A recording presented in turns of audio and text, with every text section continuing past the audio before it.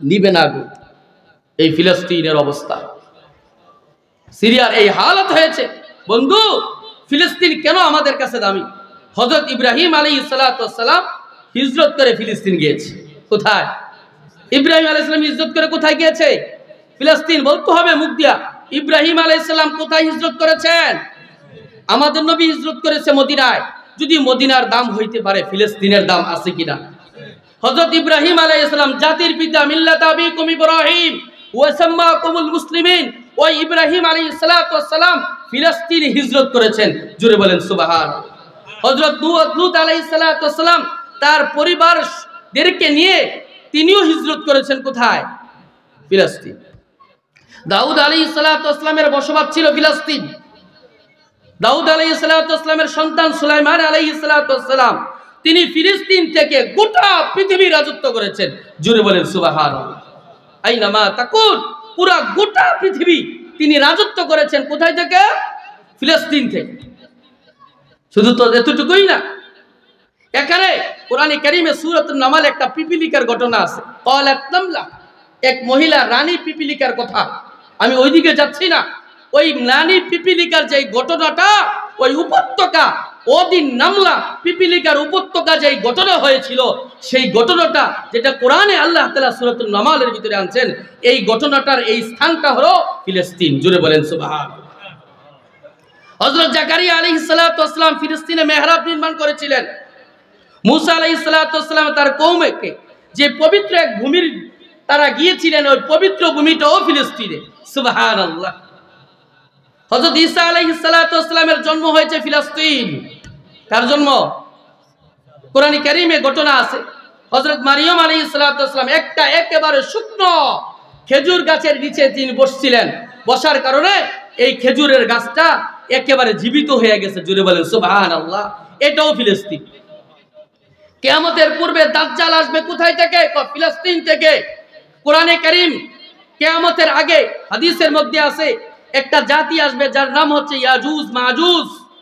আন্না ইয়াজুজ ওয়া মাজুজ, কোরআনে কারীমে আছে সূরা কাহফের মধ্যে, মুফসিদিনা ফিল আরদ। ওই ইয়াজুজ মাজুজও ফিলিস্তিন থেকে প্রকাশভাবে ফিলিস্তিন থেকে বাইর হবে। শুধু এতটুকুই না, কিয়ামতে যে একত্রিত করা হবে, কিছু কিছু কিতাবে পাওয়া যায় মানুষকে যে একত্রিত করা হবে, ওই স্থানটাও ফিলিস্তিন। বাপ, এতটুকুই না, এক মসজিদ, মসজিদ আকসা, যে মসজিদ আকসাতে এক রাকাত নামাজ পড়লে 25,000 রাকাতের সওয়াব হয়, ওই মসজিদটাও ফিলিস্তিনে। জোরে বলেন সুবহানাল্লাহ। ওই জায়গাটা কি? ফিলিস্তিন। কোরআনে কারীমে হাদিসের মধ্যে যে জায়গার কথা আছে যে এক রাকাত নামাজ পড়লে একটা সেজদা দিলে 25,000 সেজদার সওয়াব হবে, এক রাকাত নামাজ পড়লে 25,000 রাকাতের সওয়াব হবে, সেটাও ফিলিস্তিন। শুধু এতটুকুই না বাপ, গোটা পৃথিবীর একমাত্র মসজিদ, যে মসজিদে আমাদের মুহাম্মদুর রাসূলুল্লাহ সাল্লাল্লাহু আলাইহি ওয়াসাল্লাম ইমাম হয়েছিলেন। গোটা পৃথিবীর সমস্ত নবী আল্লাহ তাআলা যাদেরকে পাঠিয়েছিলেন, হযরত আদম আলাইহিস সালাতু ওয়াস সালাম থেকে নিয়ে, মিন আদম আলাইহিস সালাতু ওয়াস সালামা ইলা ঈসা রূহুল্লাহ, আদম থেকে নিয়ে ঈসা পর্যন্ত যত পয়গম্বরকে আল্লাহ তাআলা দুনিয়ায় পাঠাইছেন, সমস্ত পয়গম্বর যেই মসজিদে একসাথে নামাজ পড়েছেন, সেটাও ফিলিস্তিনের বাইতুল মুকাদ্দাস মসজিদ। জোরে বলেন সুবহানাল্লাহ। কোন তো ফিলিস্তিনের দরকার আসেনি? এবার আসেন এই ফিলিস্তিনের মধ্যে এই বাইতুল মুকাদ্দাস, গোটা পৃথিবীর সমস্ত নবী, আমাদের নবীকে যে আমরা বলি ইমামুল আইম্মা, এই ইমামুল আম্বিয়া ওয়াল মুরসালিন, বাহরে সাদাকাত রাহমাতাল লিল আলামিন, আমাদের নবীকে যে আমরা বলি সমস্ত নবীদের ইমাম, সমস্ত নবীদের সর্দার, কিভাবে বলি?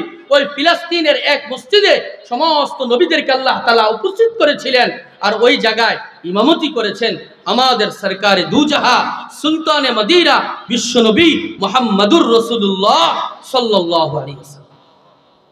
এইজন্য বাপ, ফিলিস্তিনের দাম আছে কিনা? কিয়ামতের আগে মাহদী আলাইহিস সালাতু ওয়াস সালাম আসবেন, যার নাম হবে মুহাম্মদ। রাসূল বলেন আমার নামে নাম হবে, আমার বাবার নামে তার বাবার নাম হবে। ওই ইমাম মাহদী আলাইহিস সালাতু ওয়াস সালামও ফিলিস্তিন থেকে আসবে। সুবহানাল্লাহ। বন্ধু, যেই কথাটা বলতেছিলাম, সর্বশেষ কথা হলো এটা, গোটা পৃথিবী আজ জাহিলিয়াতের মধ্যে চলে গেছে, মা বোনেরা ফাহিশাতের মধ্যে চলে গেছে, নওজোয়ানরাও খারাপ পথে চলে যাচ্ছে। বাপ, এই তাফসীরুল কোরআন মাহফিল দেখেন, আজ গুঞ্জুর মাহফিল হইতেছে, যে যুবকরা মাহফিল করতেছে, আমি বলতে পারি অনেক যুবক আছে আজকে আসে মাগরিবের নামাজ পড়ে নাই, ঠিক কিনা? আসেনি? কোন তো মাহফিল কাল লাগিয়া, মানে মাহফিল হইলো এটা যে আমরা মাহফিল করে দিব, অন্যরা ওয়াজ শুনবে, এটাই তো কথা।